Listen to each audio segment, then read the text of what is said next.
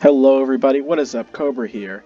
Today, for this Wednesday special, I'm just going to be showing you a little interim of what I've been working on recently. Now, this project has been put on my waiting list for a really long time. I was really into working on it for a really long time, and then I decided to start working on my 1914 game and getting it all finished up for my game that I wanted to have this year.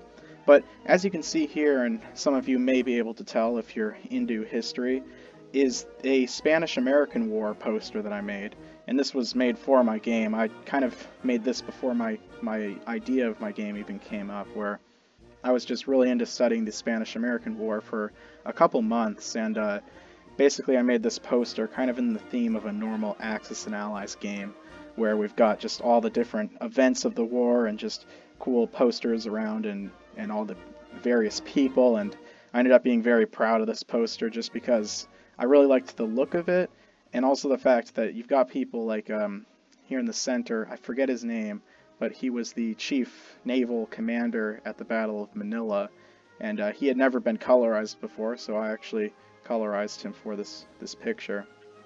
But yeah, so overall, I really like this picture, and it kind of goes with my Spanish-American kind of Axis and Allies style game that I've been working on, and so let's get into my initial attempts and what I worked on after that. So here we have my first attempt at making my Spanish-American war game. Now, I've taken a lot of liberties to look up a lot of different Spanish-American war games that have been created, and a lot of them consist of the Caribbean campaign, basically, where you can see we've got a lot of maps that look very similar to this, where you would have the North American coastline, and then you've got Cuba in the center.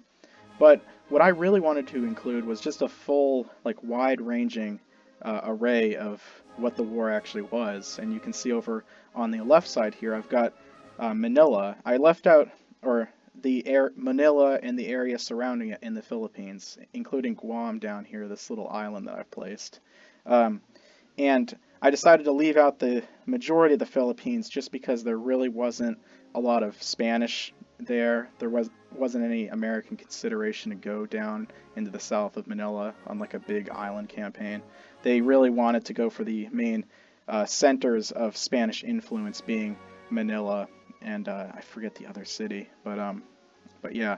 So basically, this first attempt, as you can see, I went for a more realistic style after seeing Der Künstler's 1940 or 1941 map. It was kind of the same style of design. I really liked it, and I wanted to try it out myself. And you can see from a distance that it looks pretty good, but the problem that I found was that I couldn't find anything that could get me a high-res map, a high-resolution map, basically, that would look good enough, because you can see as we zoom in and as you would be able to look closer in real life that everything gets really fuzzy. And this was really a big pain in the neck for me, because I spent a couple weeks designing this map, and you can see we've got the little city areas. This is supposed to be Key West here.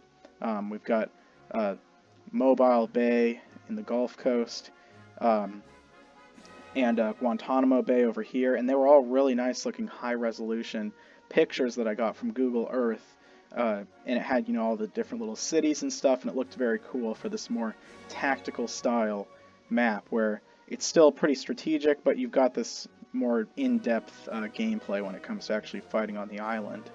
But the problem with it was that the art design site that I usually use, Paint 3D, was showing it as a high-res map, but when I saved it, it ended up getting kind of compressed. So yeah, but this kind of established the key things that I wanted, where you would have basically the west coast or the southern coast of America.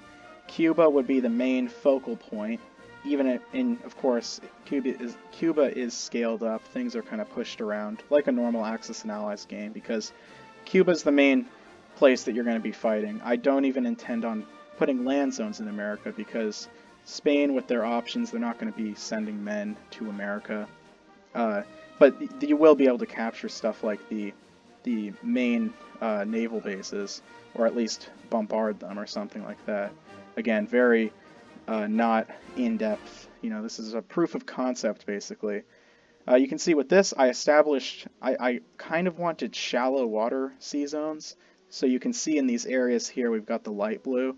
This would basically be areas that transports would not, or only transports would be able to get to. So stuff like ships wouldn't be able to, say, bombard this coastline right here. They would have to, they couldn't sail in to get adjacent to it. So I don't know if that's going to stay, but I definitely liked the look of it too. It made it look a little cooler with those shallow sea zones. But yeah, you can see also we've got lots of territories that I had in Cuba and all the different port cities. Same with the Philippines. This was, a really big pain to see that I couldn't really use this in the end because there was a lot of work that went into getting all these borders to look good and work well with how the gameplay might go down. Another thing that I wanted would be like some sort of Philippine insurrection. So basically, there wasn't a lot of fighting in the Philippines between the Spanish and Americans because basically the Spanish almost wanted to transfer the Philippines over after they knew they couldn't defend it because they wanted, basically they just didn't want the Philippines falling into the actual Filipino hands. And so you can see here that basically in this there's a lot of territory and everything. So what I kind of wanted to implement was maybe like some kind of three-way game where you would have the Americans, the Spanish, and then you would have some kind of random event that would basically just be the Filipino revolutionaries that could move around based on, like, say, a die roll or something like that. But yeah, still kind of in development. But this map, of course, like I was telling you, was my first attempt. So we'll get on to what I tried later on, a few weeks after I found out that this map style wasn't really going to work out. Alright, and here we have the current art style and iteration that I've had for my Spanish-American war game.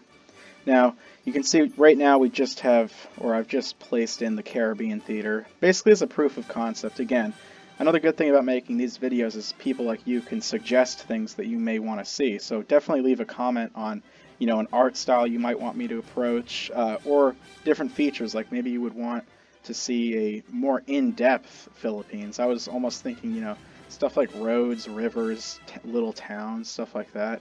Make it a little more tactical because of the large scale of this. But with this art style, I wanted to go more for an older kind of map where we've got these really light colors going on, like neutral tones. And also with colored kind of zones where you've got the Spanish territories being in this more yellowed color. You got America, which is more blue. This map definitely has a really extremely large Cuba that I've added, so a lot more playing area. You can see here with like it's extremely stretched out. It's almost as big as like the east coast of America. But yeah, I definitely liked this art style a good amount. If it had some more detail, depending on what I would add later. But yeah, with more simplistic city or port type territories, instead of being an actual pictured area, it would be just more of a territory. But yeah, and you can see I didn't add the sea zones or anything like that. This was just a kind of proof of artistic concept that I had coming up. But overall, how this game might work out, or how I'm planning for it, is I've actually done a lot of research on troop numbers in each of the areas of the U.S. and the Spanish, their tactics they used, the equipment they had. I think I've decided around 30,000 troops is going to equal one infantry piece. So I think in total, say for Cuba, Spain would get around, I think it was about 50 infantry just dispersed around the place with various things like artillery, Gatling guns. Yeah, machine gun units would be their own unit because this is a more tactical scaled game. And stuff like cavalry, yeah, I think I said. And then the Americans would also have their National Guard, which would be more of almost like a human wave type weapon. Something like America gets them as they go later into the game. They keep recruiting more National Guards. But America starts with the U.S. Marines, which are very strong but low in numbers. So the American strategy in the opening game, and of course this game is favored for America, as Spain, you're going to have to put up a good defense, a good tactical defense to try to fend off the Americans from capturing your key victory points. And so with the Americans, their first strike is just going to be using those Marines to their advantage, where because they won't have a lot of numbers, they're not going to be able to just press through Cuba, but they will be able to, say, attack something like in real life, where they would maybe attack Guantanamo Bay, like hit it hard with their elite forces, and then from there try to hold it and wait for reinforcements to come down, being the U.S. National Guards. And especially down south, too. I know that historically, Spain had a lot of units in the north, but not particularly large in the south. And we've also got Puerto Rico down here. And yeah, so another thing that is going to go on in Cuba is the revolutionaries, which will just probably be American units that will be placed in some of these territories that will start the game there, representing revolutionary forces that Spain will have to try to combat.